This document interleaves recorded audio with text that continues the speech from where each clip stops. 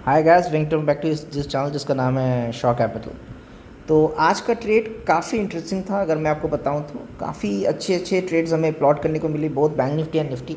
ठीक है, देखिए सुबह को क्या हुआ, देखिए ध्यान से देखिएगा जो मैं आपको समझाना चाह रहा हूँ। देखिए मार्केट क्या कर रही है।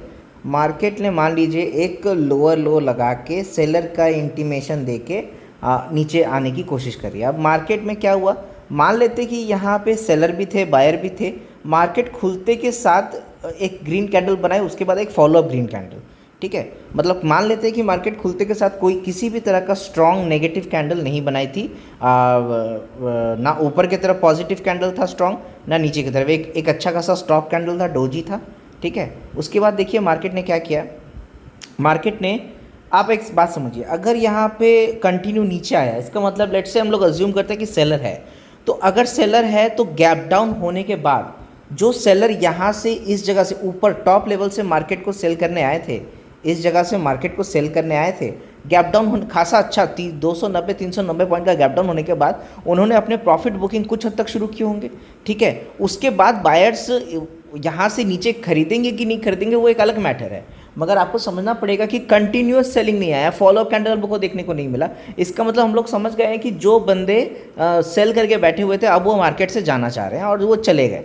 ठीक है, तो हमारा जो ट्रेड बन रहा था गाइस, हमारा ट्रेड कुछ यही ट्रेड बन रहा था। ये इसी इसी पहला ही कैंडल पे, ये जो दूसरा रेड ग्रीन कैंडल देख रहे हैं आप, इसी पे हमारा ट्रेड बन रहा था। इसके नीचे एसएल बन रहा था। प्रीमियम पे अगर जाओगे तो 58 का एसएल था, 1:2 आराम से दे दिया। हालांकि थोड़ी थोड़ी बीच में थोड़े बहुत क्लोज आ चुकी थी हमारे एसएल के, मगर उसने दे दिया। अगर आपने वो ट्रेड नहीं भी लिया होता तो यहाँ पे अगर आप देखें, ये एक और ट्रेड बन रहा था दूसरा, एक अच्छा सा इनगल्फ कैंडल बताया है। एक प्राइस ऊपर गई, फिर रिटेस्ट किया उसने, एक अच्छा इनगल्फ कैंडल, बहुत ही अच्छा ये ट्रेड बन रहा था। यहाँ पे हमें तो 1:567 भी मिला है। अगर हम यहाँ से ट्रेड एग्जीक्यूट करते तो फटाक से एक स्पाइक में ही हमारा सारा प्राइस आ गया था। ठीक है, मगर ये काफ़ी, ये जो दोनों ही ट्रेड मैंने आपको बताया ये मेरे से मिस हो गए। मेरे से मिस इसलिए हो गए, देखिए मॉर्निंग टाइम में ना हर कोई ट्रेड कर पाए ऐसा ज़रूरी नहीं है। कुछ बंदे जो होते हैं ना वो मार्केट को स्टेबलाइज होने का सोचते हैं। हो सकता है कि आपके असम्पशन सही हो, मगर मॉर्निंग क्योंकि थोड़ी लिक्विड वॉलेटिलिटी ज़्यादा रहती है तो आपके ऐसे लगने के काफ़ी अच्छे चांसेस है। मगर मैं कहूँगा कि अगर आप ऊपर से सेल कर रहे हो, नीचे से बाई कर रहे हो और साइकोलॉजी आपकी जो बाइंग सेलिंग की है वो बहुत अच्छी है, तो ट्रेड एग्जीक्यूट करने में कोई हर्ज नहीं है। मगर मॉर्निंग में वॉलेटिलिटी होने के कारण, ऐसा लगने के कारण हम लोग थोड़ा सा अवॉइड करने की कोशिश करते हैं। ठीक है, अब मार्केट ऊपर गया, ऊपर जाने के बाद फिर मार्केट नीचे आया, यहाँ पे कंसल्टेशन फेजेस देखा हमने। फिर 51,500 पे बहुत तरह का हॉल्ट हो रहा था, हमें उकसा भी रहा था ट्रेड लेने के लिए। फिर हमने कहा कि नहीं ये ऊपर का एरिया है, जैसे देखिए ये ऊपर का एरिया है, मार्केट एक चढ़ के आई है, तो एक सिग्निफिकेंट रिटेस्ट जब तक नहीं हो जाए ना फिर बाई करना काफ़ी मुश्किल है। हालांकि आपको एक दो बार, देखिए एक बार दो बार आपको प्राइस बुला रहा है, आइए आइए आइए बाई कीजिए, क्योंकि वो आपको फंसाना चाहता है। ठीक है, यहाँ से प्राइस डिप किया, आप इस जगह से बाई कर सकते थे, थोड़ा हॉल्ट के बाद यहाँ से ऊपर ही गया है, मगर और कहीं हमें बैंक निफ्टी में ट्रेड करने का मौका नहीं दिया। मैंने आज बैंक निफ्टी ट्रेड नहीं किया था गाइस, मैंने आज निफ्टी ट्रेड किया था। मैं बताना चाहूँगा कि निफ्टी में मैंने क्या ट्रेड किया। निफ्टी थोड़ी सी स्टेबल लग रही थी क्योंकि एक्सपायरी उसका कल ही ख़त्म हुआ था, नए प्लेयर्स आज एंटर किए थे, थोड़ा प्रीमियम भी उसका स्टेबल लग रहा था। उसके जो मूवमेंट्स है इतने ज़्यादा अप इतने ज़्यादा डाउन, क्योंकि देखिए निफ्टी बहुत ज़्यादा ऊपर भी नहीं गई है, बहुत ज़्यादा नीचे भी नहीं गई है, काफ़ी सिग्निफिकेंट हम लोग को देखने को मिला है निफ्टी में परफॉर्मेंस।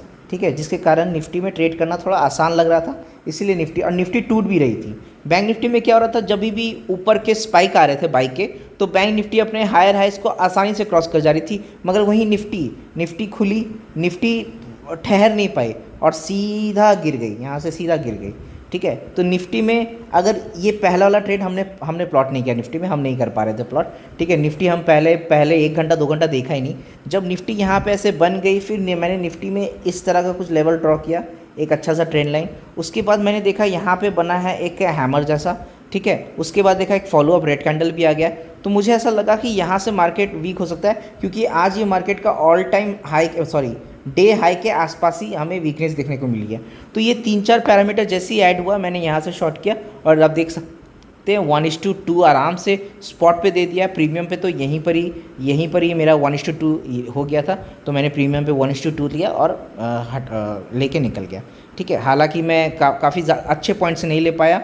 ठीक है, क्योंकि निफ्टी में नए नए ट्रेड कर रहा हूँ मैं, तो इसीलिए थोड़ा सा ऑकवर्ड फील होता है। मगर मुझे ऐसा लगता है कि अगर आपको प्राइस की नॉलेज है तो आप कोई भी इंस्ट्रूमेंट ट्रेड करो, ठीक है, चाहे वो निफ्टी हो, बैंक निफ्टी, कोई भी इंस्ट्रूमेंट हो, आपको घबराहट नहीं होनी चाहिए और आप कॉन्फिडेंटली ट्रेड करो। मगर फिर भी मैं 1-2 ट्रेड्स थोड़ा सा देखूंगा, कोशिश करूंगा कि मेरा जो 90% फोकस हो वो बैंक निफ्टी पे ही हो, ठीक है, क्योंकि कभी कभी क्या होता है दोनों पे ध्यान देने के चक्कर में ना आपके अच्छे अच्छे ट्रेड्स बैंक निफ्टी या निफ्टी जो सिर्फ निफ्टी करता है वो कभी बैंक निफ्टी पे ध्यान देने जाएगा तो उसके निफ्टी के ट्रेड्स मिस हो सकते हैं। मगर क्योंकि निफ्टी और बैंक निफ्टी एक ही तरह से चलता है ऑलमोस्ट, तो ये क्या है सिंक में है तो थोड़ा इजी भी पड़ता है। मगर अगर एक ही तरह से चलता है तो I would prefer bank Nifty, क्योंकि उसमें वोलेटिलिटी ज़्यादा है और वो मैं करते आ रहा हूँ। मगर कभी कभी अगर मुझे निफ्टी कंपेरेटिवली स्ट्रॉन्गर या वीकर लगेगा तो इस पर भी ट्राई करके देखेंगे। तो बने रहिए इस चैनल में जिसका नाम है शॉक कैपिटल, ठीक है। और प्लीज़ ये सब डिस्कस ना करें कि कौन कितना पैसा कमा रहा है, मेरे पैसा देख के आपको कोई मकसद नहीं है, ठीक है। अगर मुझे कभी ऐसा लगेगा कि मैंने अच्छा प्रॉफिट किया, बड़ा प्रॉफिट किया, क्वांटिटी मेरी अच्छी है, तो ज़रूर आपसे खुशी के लिए शेयर करने के लिए मैं ज़रूर दिखाऊंगा। मगर हर प्रॉफिट हर लॉस दिखाना मैं ज़रूरी नहीं समझता। जो भी होता है मार्केट में मैं बता देता हूँ और उसी पे आप आगे बढ़िए, क्योंकि आपको प्राइस से मकसद है, कौन क्या कमा रहा है उससे मकसद नहीं होना चाहिए। Thank you so much for watching this channel जिसका नाम है